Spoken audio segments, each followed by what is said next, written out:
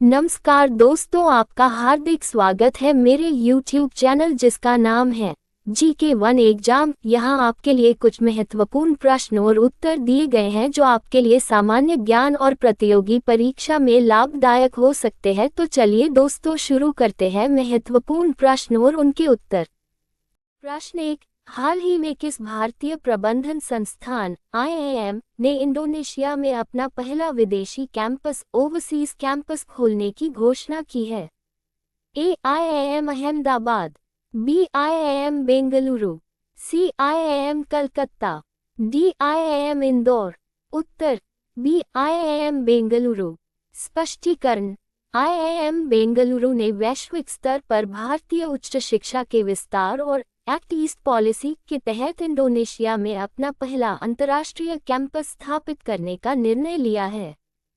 प्रश्न 2, भारत सरकार द्वारा वित्त पोषित किस देश के 17वीं सदी के ज्येष्ठ वर्ण महाविहार बौद्ध मठ को यूनेस्को एशिया प्रशांत विरासत पुरस्कार UNESCO Asia Pacific heritage award मिला है?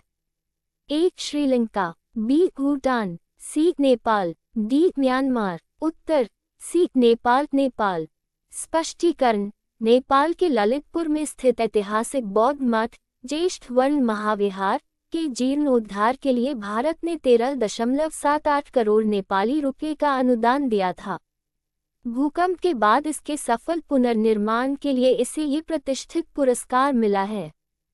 प्रश्न 3, राष्ट्रीय भुगतान निगम NPCI के किस प्रबंध निदेशक और मुख्य कार्यकारी अधिकारी MD और CEO को स्विफ्ट के ग्लोबल सुपरवाइजरी बोर्ड में नियुक्त किया गया है?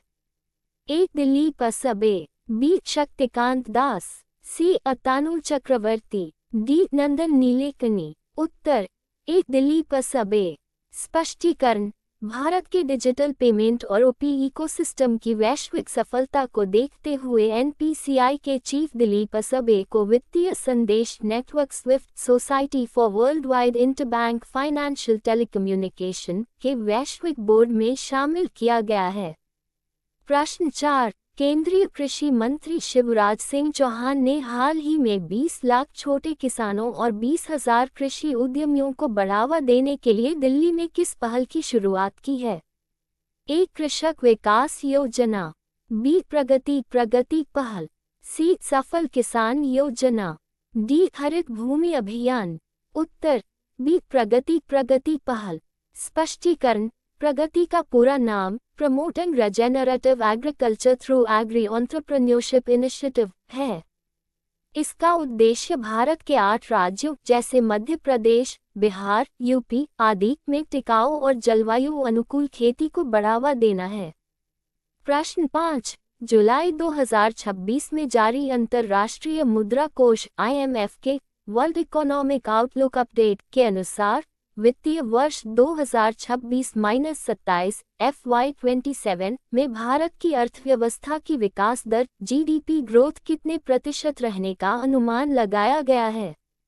A. 6.8%, B. 6.5%, C. 6.4%, D. 7.0%। Uttar C. 6.4%।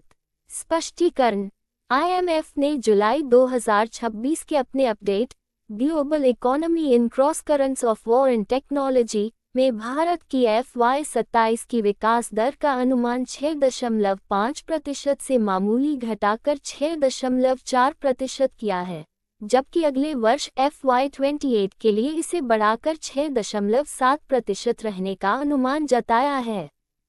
प्रश्न 6, भारतीय तटरक्षक बल ICG ने प्लास्टिक मुक्त महासागर अभियान को मजबूत करने के लिए हाल ही में किस कंपनी के बॉटल्स फॉर चेंज कार्यक्रम के साथ समझौता किया है? A. Bisleri international, B. Coca Cola India, C. PepsiCo India, D. Kinley India. Uttar A. Bisleri international. स्पष्टीकरण, समुद्र को प्लास्टिक कचरे से बचाने और उपयोग किए जा चुके प्लास्टिक के सही रिसाइक्लिंग व प्रबंधन के लिए भारतीय तटरक्षक बल और बिस्लेरी ने एक महत्वपूर्ण साझेदारी पर हस्ताक्षर किए हैं। प्रश्न 7, हाल ही में किस देश ने भारत के गगनयान मानव अंतरिक्ष उड़ान कार्यक्रम गगनयान मिशन को रियल टाइम ट्रैकिंग सहायता देने के लिए कोकोस कीलिंग द्वीप कोकोस कीलिंग आइलैंड्स पर एक अस्थायी स्पेस ट्रैकिंग टर्मिनल चालू किया है? 1. France, B. America, C. Australia, D. रूस। उत्तर सी. ऑस्ट्रेलिया। स्पष्टीकरण: तीसरे भारत ऑस्ट्रेलिया वार्षिक शिखर सम्मेलन के दौरान इसकी पुष्टि की गई। ऑस्ट्रेलिया भारत के गगनयान मिशन की अंतरिक्ष उड़ानों की सटीक ट्रैकिंग और ग्राउंड स्टेशन कम्युनिकेशन में मदद कर रहा है। दोस्तों, आपको हमारी वीडियो अगर अच्छी लगी तो चैनल को लाइक शेयर सब्सक्राइब अवश्य करें और यदि आप ये वीडियो फेसबुक पर देख रहे हैं तो पेज को फॉलो करें।